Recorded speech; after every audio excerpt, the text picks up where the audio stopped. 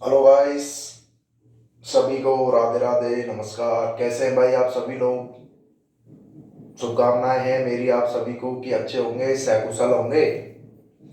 और my self Jitendra Sharma, और हमारा यूट्यूब चैनल है भाई JS केमिस्ट्री 99 के नाम से। और यहाँ हमने छोटी सी शुरुआत की है अपनी केमिस्ट्री को पढ़ाने की। आप लोग सभी स्कूलों में भी पढ़ रहे हैं अपनी केमिस्ट्री को, स्कूलों में, ट्यूशन में, क्लासेस में, कोचिंगों में। मेरी कोशिश है कि उसको उस तरीके से चीजों को लिया जाए कि आप इजीली समझ सके केमिस्ट्री, क्योंकि याद नहीं हो पाती है। जो बायो वाले बच्चे होते हैं उनके भी समझ में कम आती है, मैथ वाले होते हैं उनके भी समझ में कम आती है। क्यों? क्योंकि बायो वाले बायो पर ज्यादा फोकस कर जाते हैं, मैथ वाले मैथ पर ज्यादा फोकस कर जाते हैं, लेकिन काम की तो केमिस्ट्री है ही है भाई। तो आप जुड़े हमसे, और जो भी कमियां हैं कि सर ये डाउट बताओ, ये बताओ, कोई सा भी हो, 11th 12th का कोई सा भी केमिस्ट्री का टॉपिक हो, अगर आप हमारे से जुड़े तो मेरी कोशिश रहेगी कि मैं उसको अच्छे से यहाँ समझा सकूं। नहीं भी आता होगा तो मैं खुद समझकर समझाने की कोशिश करूंगा। लेकिन अभी के लिए हमने अपना एनसीईआरटी स्टार्ट किया हुआ है 11th क्लास का, चैप्टर 9 हाइड्रोकार्बन्स। और हाइड्रोकार्बन में सबसे पहले हमने एल्केन स्टार्ट किया हुआ है भाई। और एल्केन की सबसे पहले हमने क्लासिफिकेशन देख ली, वो नोमेनक्लेचर देख लिया, सिंपल उनकी स्ट्रक्चर देख ली, आइसोमेरिज्म देख लिए। प्रिपरेशन की भी बात की थी हमने। 3 मेथड से प्रिपरेशन देखना था। सबसे पहला तो अनसैचुरेटेड हाइड्रोकार्बन एल्काइन से देखा, ट्रिपल बॉन्ड वाला है या डबल बॉन्ड वाला हो, एल्काइन हो एल्कीन हो, H2 जोड़ दो उसमें, क्योंकि अनसैचुरेटेड को सैचुरेटेड कर दिया है, सैचुरेटेड को अनसैचुरेटेड कर दिया है। तो सिंपल क्या करना है उस केस में, अपने को H2 जोड़ देना है भाई। और दूसरा हमने देखा था किससे, एल्किल एलाइड से। और एल्किल एलाइड वाले केस में 2 मेथड बता दिए थे, एक तो जिंक HCl की प्रेजेंस में, और एक वुर्ज रिएक्शन। बहुत इंपॉर्टेंट है वुर्ज रिएक्शन, तो हर जगह देखने को मिल जाती है कि कभी भी कोई डबल कार्बन एटम वाली अगर अपने को चेन बनानी है तो वुर्ज अभिक्रिया को लिया हो एल्किल एलाइड के केस में। एल्किल एलाइड बना लो किसी को भी, जैसे इथीन से ब्यूटेन बनाना हो, पहले हमने क्लोरो इथेन बना दिया, और क्लोरो इथेन से फिर हमने सिंपल क्या बना दिया, उसको अपना सोडियम ट्राई ईथर की प्रेजेंस में ब्यूटेन बना दिया। तीसरा एक इंपॉर्टेंट मेथड है किसका, एल्केन का ही। तो समझे भाई, यहां हमने क्लास 11th जो है एनसीईआरटी का चैप्टर नंबर 9 स्टार्ट किया हुआ है। चैप्टर नंबर 9 जिसका नाम है अपना सिंपल हाइड्रोकार्बन। हाइड्रोकार्बन को हमने स्टार्ट किया हुआ है, और इसमें सबसे पहले हम किसको पढ़ रहे हैं, अपना एल्केन को पढ़ रहे हैं। और एल्केन के हमने प्रिपरेशन मेथड स्टार्ट किए हुए हैं। एल्केन के हमने प्रिपरेशन मेथड स्टार्ट किए हुए हैं। पहला प्रिपरेशन मेथड हमने देख लिया था फ्रॉम अनसैचुरेटेड हाइड्रोकार्बन से, फ्रॉम अनसैचुरेटेड हाइड्रोकार्बन से देख लिया। दूसरा हमने किससे देख लिया, फ्रॉम एल्किल हैलाइड। दूसरा हमने किससे देख लिया, फ्रॉम एल्किल हैलाइड। दोनों की वीडियो डली हुई है। तीसरा हम बात कर रहे हैं सिंपल किससे, फ्रॉम कार्बोक्सिलिक एसिड से, from carboxylic acid. Carboxylic acid से सिंपल बात कर रहे हैं भाई हम। अब कार्बोक्सिलिक एसिड क्या है, सबसे पहले तो यही पता होना चाहिए। यही नहीं पता बच्चों को ज्यादातर को भाई, कार्बोक्सिलिक एसिड क्या है, एल्डिहाइड क्या है, कीटोन क्या है, कार्बोक्सिलिक एसिड क्या है। तो ये जब पता होना भाई बहुत ज्यादा जरूरी है। इससे जो पिछला चैप्टर है some basic concept of organic chemistry, उसमें फंक्शनल ग्रुप की बात होती है। और ये छोटी सी चीज तो आप 10th क्लास में भी पढ़ते हो, chapter 4 carbon and its compound में, जिसमें छोटे छोटे फंक्शनल ग्रुप तो बता ही देते हैं। एल्डिहाइड कीटोन है, कार्बोक्सिलिक एसिड है, उनकी नोमेनक्लेचर भी 11वीं वालों याद करो 10th क्लास को, चैप्टर 4 को।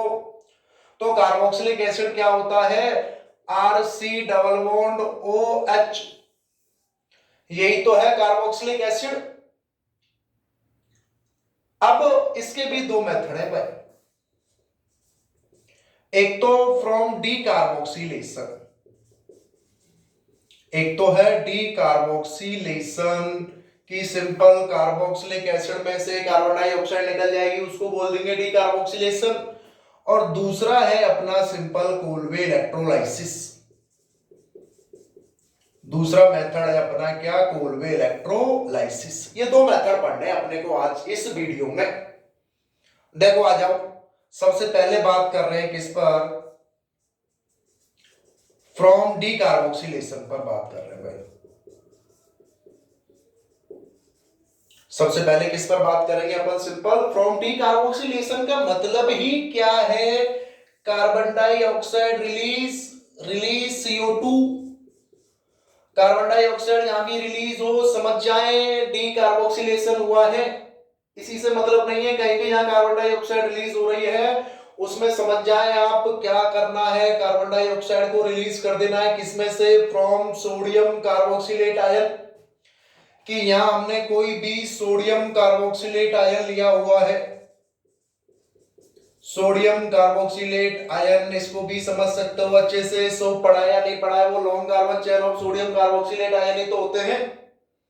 तो या कोई भी सोडियम कार्बोक्सिलेट आयन है, RC double bond O negative Na+, और इसकी अभिक्रिया हम किसके साथ करा रहे हैं, सोडा लाइम।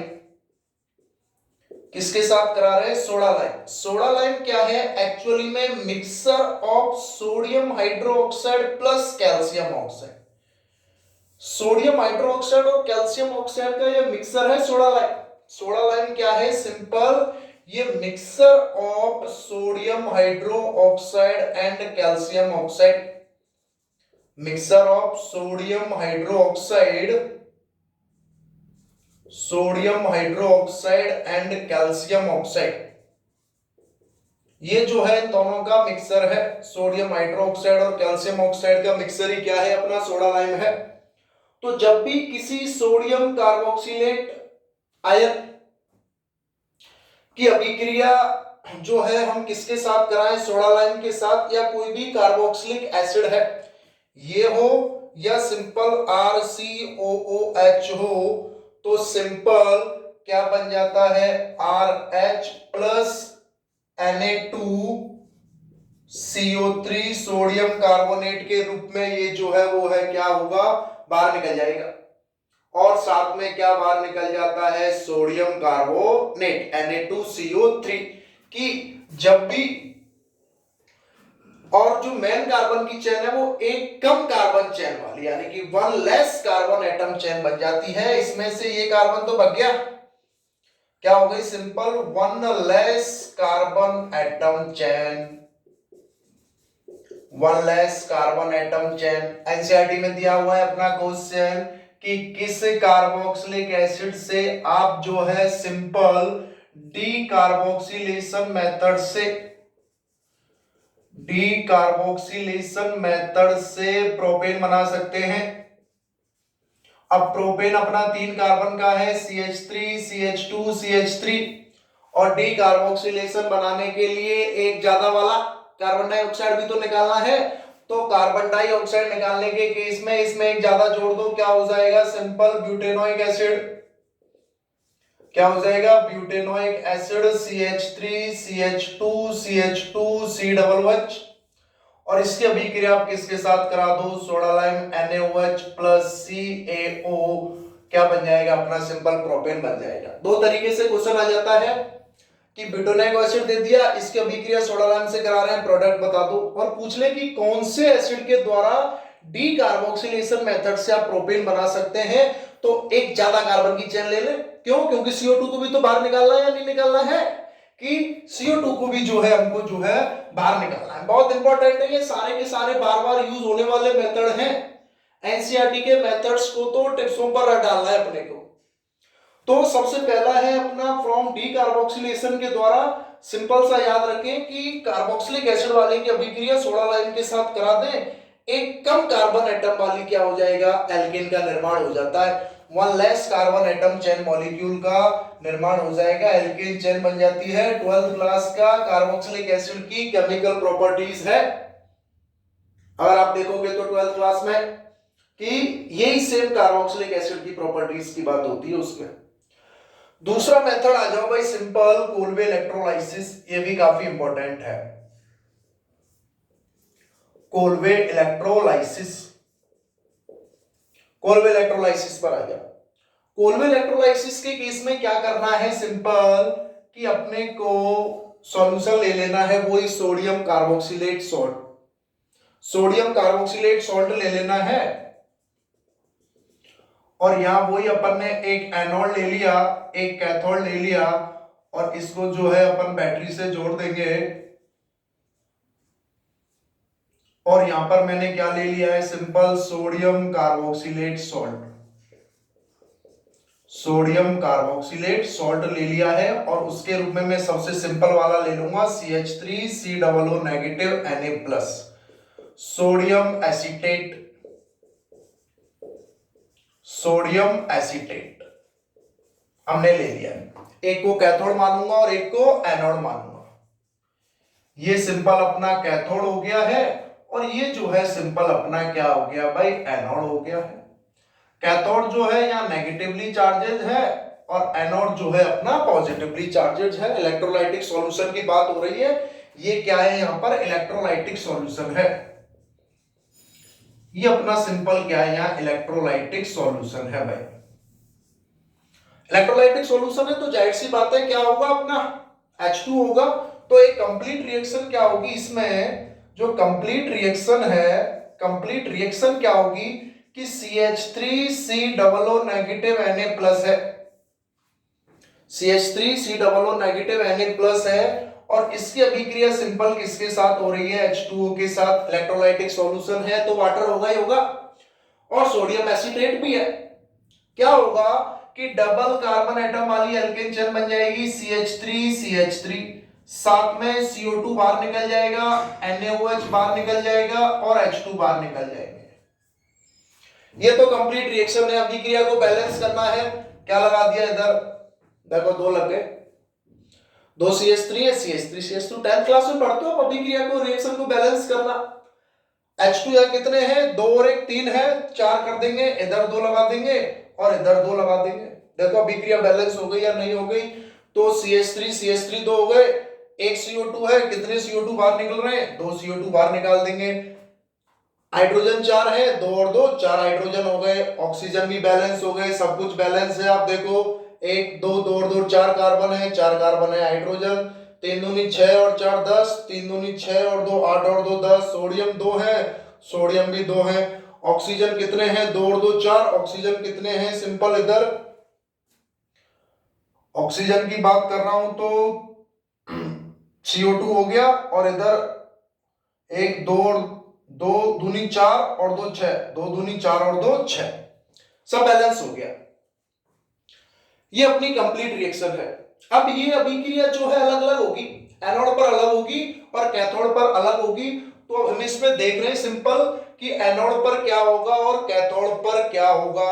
यहां तक की बात समझ में आ रही है क्या, कि भाई डीकार्बोक्सिलेशन का मेथड हो गया है सबसे पहले, और उसके बाद जो है फ्रॉम कोलवे इलेक्ट्रोलाइसिस।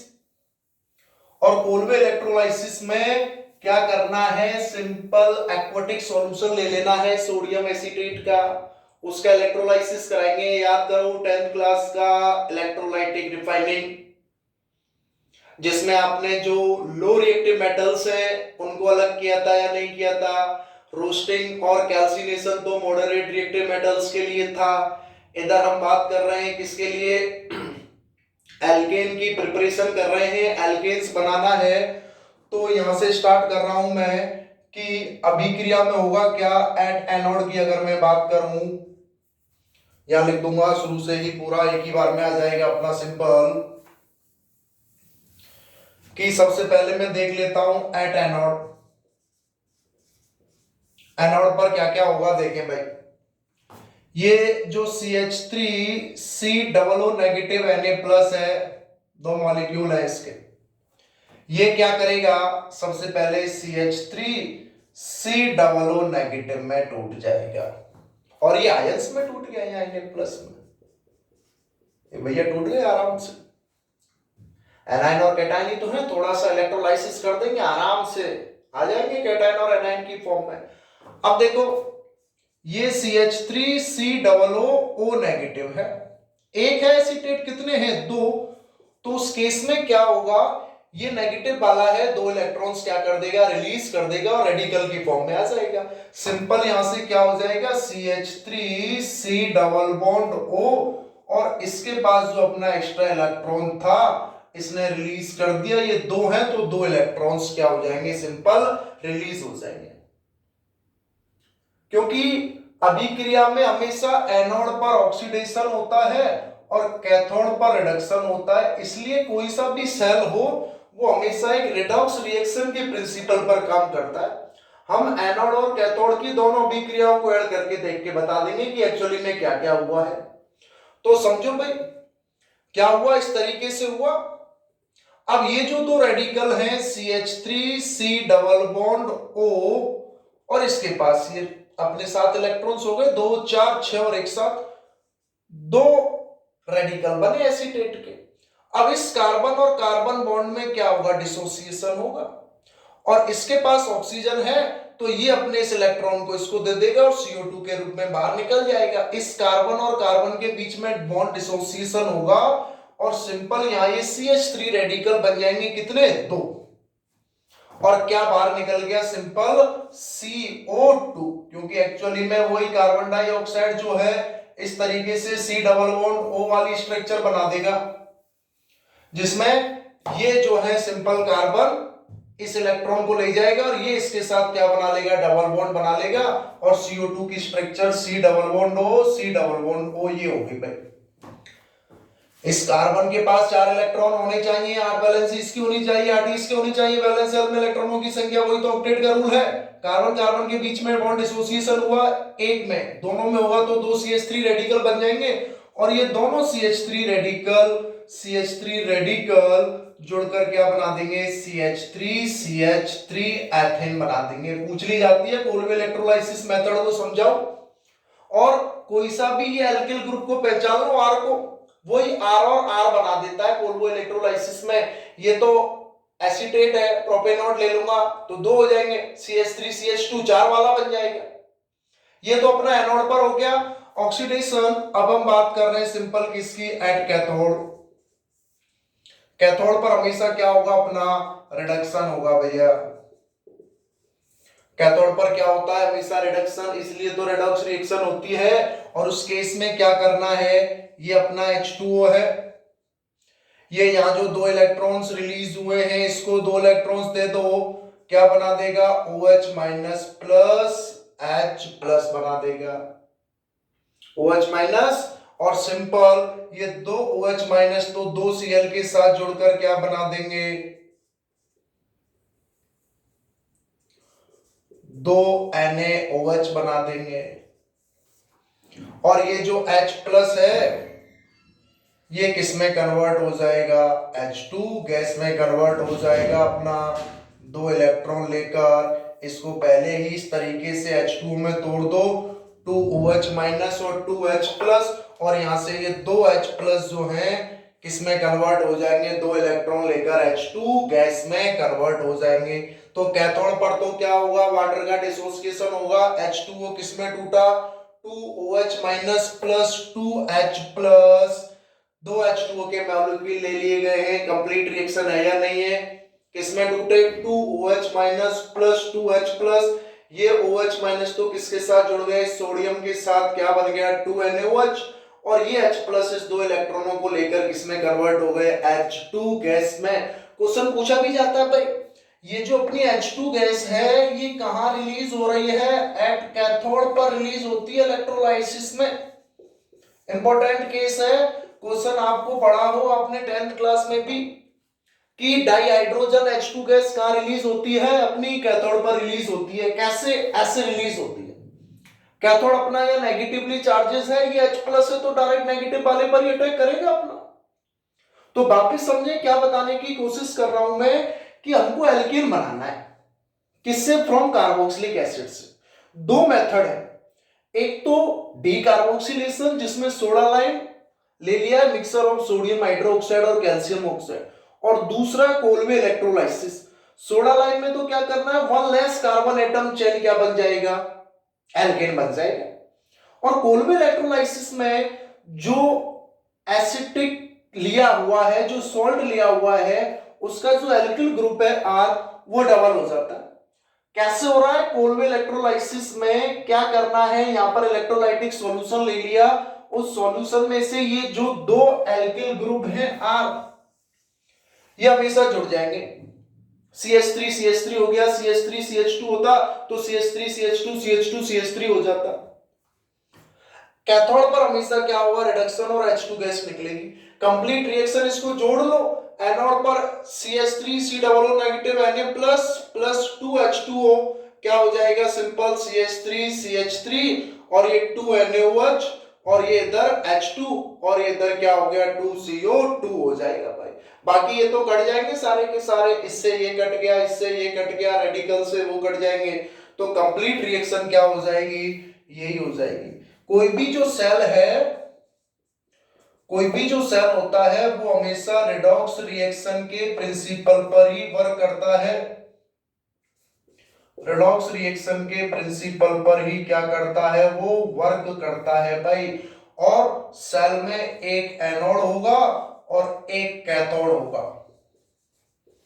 ये अलग अलग हो सकते हैं कि एक पॉजिटिव हो सकता है, नेगेटिव हो सकता है। जैसे इस इलेक्ट्रोलाइटिक सेल में ये एनोड पॉजिटिव है, कैथोड नेगेटिव है। गैल्वेनिक सेल या डैनियल सेल की बात करते हैं तो कैथोड को पॉजिटिव लिख देते हैं, एनोड को नेगेटिव लिख देते हैं। लेकिन एनोड पर तो भाई हमेशा ही ऑक्सीडेशन होगा, एनोड पर तो हमेशा ऑक्सीडेशन होगा और कैथोड पर हमेशा क्या होगा, रिडक्शन होगा।